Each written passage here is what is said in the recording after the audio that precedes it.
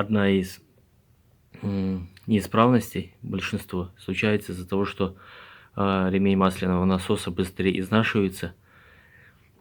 Вот как на этом. 100 тысяч потресканы, зубья отваливаются, происходит масляное голодание, маслоприемник забивается отходами и страдает последний третий цилиндр. Проворачивают вкладыши. Основной косяк в этом двигателе – это возникновение трещины на выпуске в уголке блока цилиндров. Сделали они вот так не очень хорошо. Обычных машин выпускной коллектор идет отдельно, а тут они решили 3 канала совместить в один для экологии.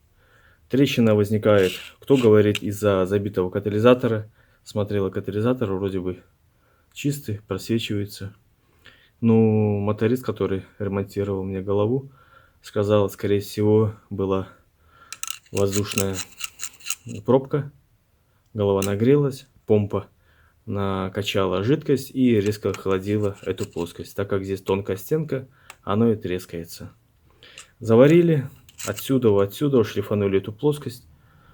Ну и все.